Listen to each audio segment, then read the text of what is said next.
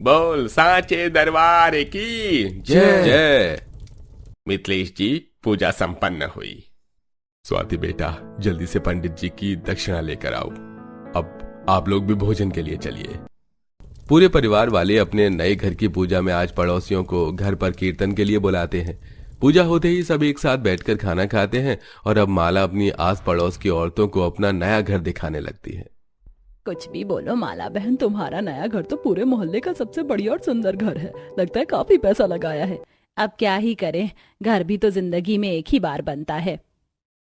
अब वो तो ठीक है माला बहन, लेकिन तुम्हारे पूरे घर में कहीं पर भी मुझे अभी तक रसोई नहीं दिखी। क्या जमीन के अंदर बनाई है तुमने रसोई? अनीता, कैसी बातें कर रही हो? भला जमीन के अंदर कोई रसोई बनाता है क्या? हमने इस नए घर में रसोई ना बनाकर सीधा छत पर रसोई बनाई है।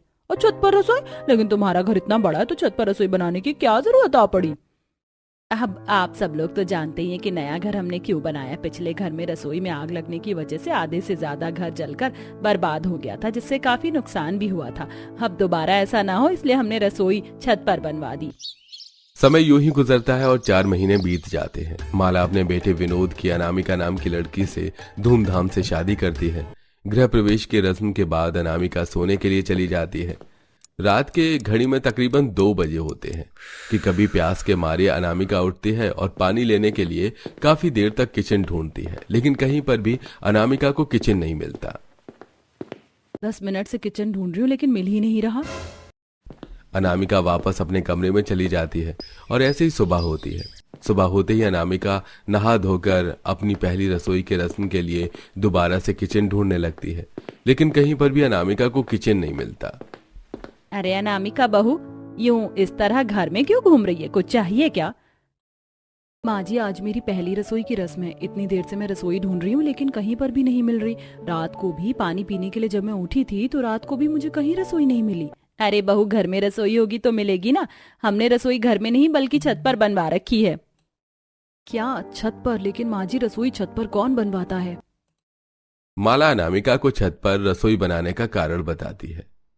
तो बहू, यही कारण है जिसकी वजह से हमने छत पर रसोई बनाई है। लेकिन तू फिक्र मत कर, चूल्हा बर्तन मसाला सब कुछ हमारी छत पर ही है। अब जा जाकर अपनी पहली रसोई का खाना बना। सब बेसब्री से इंतजार कर रहे हैं नई बहू के हाथ के खाना खाने का। अपनी सास की बात सुनकर अनामिका जैसे ही छत पर जाती है तो चिलचिलाती गर्म धूप से उसका शरीर जलने लगता है। हे भगवान, कितनी ज्यादा गर्मी है छत पर। मैं तो अभी से ही पसीने में भीग गई। इतनी गर्मी में बैठकर, वो भी खुली छत पर, खाना कैसे बनाऊं? मुझे तो लगा था कि माँ जी ने छत पर बंद रसोई बनाई होगी, लेकिन यहाँ तो इन्होंने बिल्कुल खुली रसोई रख रखी है। अब तेरा क्या होगा अनामिका? अनामिका ऊपर वाले का नाम लेती है और अब खाना बनाने लगती है। गर्मी और तेज धूप के चलते जहां अनामिका के पसीने छूट रहे थे तो वहीं अनामिका की आंखें भी ठीक से नहीं खुल रही थी, जिसके चलते वो उल्टे सीधे मसाले सब्जी में डालने लगती है। हे भगवान, हल्दी की बजाय आमचूर का पाउडर डाल दिया और नमक भी 2 बार डाल चुकी हूँ सब्जी में। ये क्या हो रहा है? जैसे तैसे कर अनामिका बड़ी मुश्किल से छत पर अपनी पहली रसोई का खाना बना पाती है और अब खाना बनाकर सबके लिए नीचे हॉल में लेकर आती है, जहां पूरा परिवार एसी की ठंडी हवा में बैठकर अपनी नई बहू के हाथ का खाना खाता है। बहू, खाना तो तुम काफी बढ़िया बनाती हो, सारी चीज काफी अच्छी बनी है। माँ जी, मैं ही जानती हूँ ये खाना मैंने ऊपर धूप में कैसे बनाया है। माँ जी, अब मैं छत पर इस तरह खाना नहीं बना सकती। आप यहीं कहीं मुझे थोड़ी जगह दे दीजिए। बहू, तुझसे पहले खाना बनाने के लिए हमारे घर में नौकरानी थी, वो तो आराम से बना लेती थी, तो तुझे क्या दिक्कत हो रही है? और हम कौन सा तुझसे खाना 24 घंटे बनवाएंगे? सिर्फ 3 बार में तुझे बनाना है खाना। मुझे अच्छे से पता है कि हर एक महीने में आपकी नौकरानी बदलती थी। विनोद ने मुझे बताया था, लेकिन ये नहीं बताया था कि क्यों बदलती थी। बचपन से इतना धूप से बचकर रहती थी मैं, लेकिन मुझे क्या पता था कि इतनी धूप में बैठकर रोज खाना बनाना पड़ेगा। पसीने से खुजली कर कर के हाथ पैर लाल हो गए और गर्दन पर तो दाने भी निकल आए हैं। अनामिका दोपहर में धूप में बैठकर सबके लिए खाना बनाकर नीचे हॉल में लाती है, जहां सब एसी की ठंडी हवा में बैठकर खाना खा रहे होते हैं। अनामिका बहू, रोटियां तो ठंडी हो गई हैं। जाकर गरम रोटियां ले आ। लेकिन माँ जी, इतनी गर्मी में गरम रोटियां कौन खाता है? अरे बहू, सर्दी हो या गर्मी, जो चीज गरम खाने में अच्छी लगती है वो गरम ही खाई जाती है। खुद तो एसी में बैठे हैं और मुझसे गर्मी में धूप पर खाना बनवाते रहते हैं। एसी चल रहा है तो रोटी ठंडी नहीं होगी क्या? अनामिका अब दोबारा से छत पर जाती है और धूप में सबके लिए गरम रोटियां सेक कर लाती है।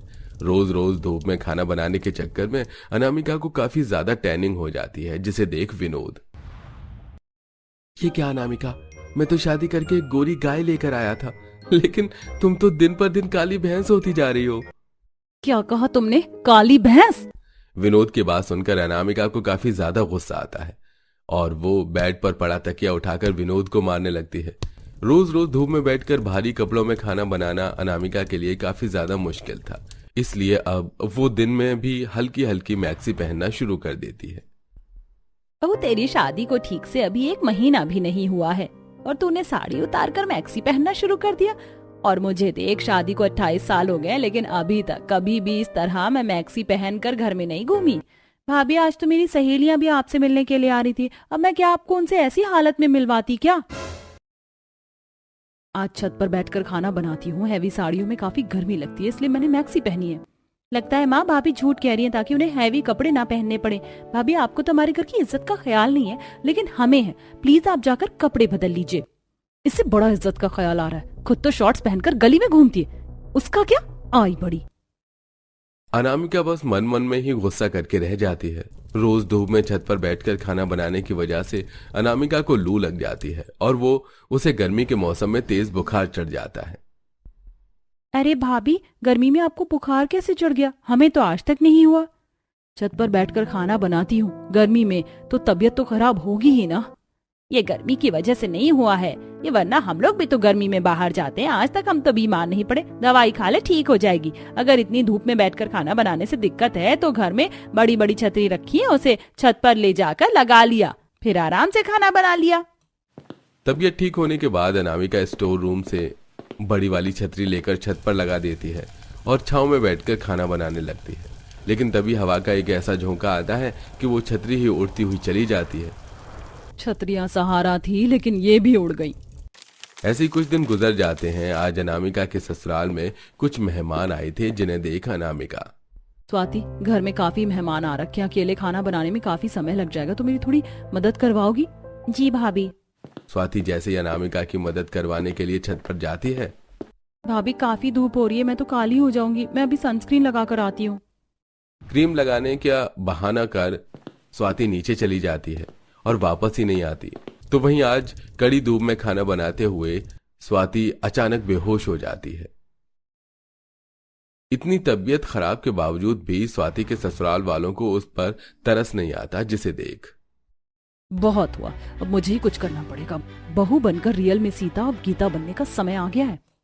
घर के इलेक्ट्रिसिटी पॉइंट में तारों में कुछ गड़बड़ी कर देती है, जिससे अचानक घर की बिजली उड़ जाती है। बिजली वाले को बुलाया जाता है। अरे, आपके घर की वायरिंग में कुछ प्रॉब्लम हो गई है, इसे ठीक करने में कम से कम 3 से 4 दिन का समय लगेगा भाई। क्या कहा? 3 से 4 दिन का समय लगेगा? अब इतनी गर्मी में हम कैसे रहेंगे? अब क्या करें भैया, मैं तो अभी से पसीना छूटने लग गए हैं। बिजली वाले को अनामिका ने ही पैसे खिलाकर उसे झूठा कहने को कहा था। सभी को बहुत जोरों की भूख लग रही थी और घर में काफी अंधेरा था, जिसके चलते अब सब छत पर खाना खाने के लिए आते हैं और गर्मी में सबकी हालत खराब हो जाती है। अरे, गर्मी में तो गले से निवाला भी नहीं उतर रहा है। मेरा भी यही हाल है, बहू तू रहने दे, मुझसे ना खाना खाया जा रहा है।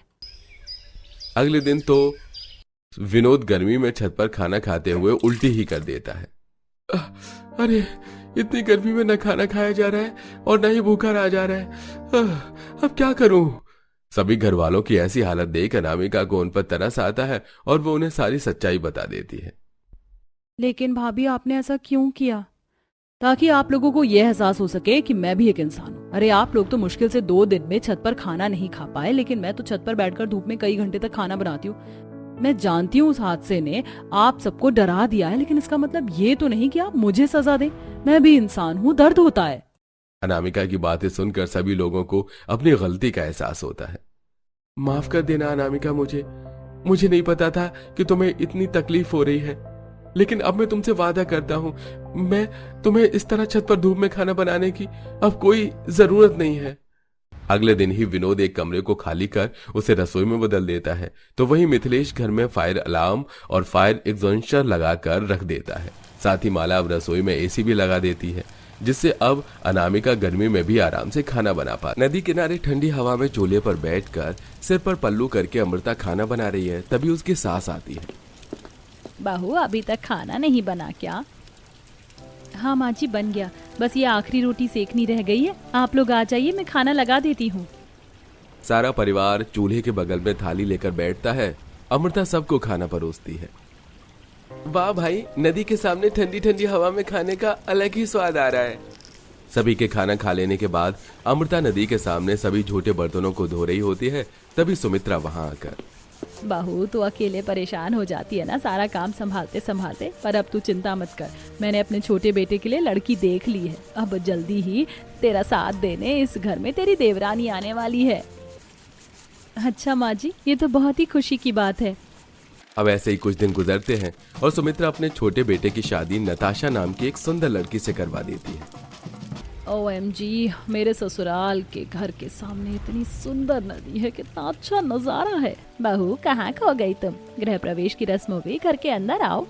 जी जी माँ जी। अगले दिन सुबह नताशा अपनी पहली रसोई करने के लिए घर में चारों तरफ रसोई ढूंढ रही होती है। कमाल है, पूरा घर घूम लिया पर बेडरूम हॉल के सिवाय कुछ नजर ही नहीं आ रहा। आखिर ये रसोई है कहाँ?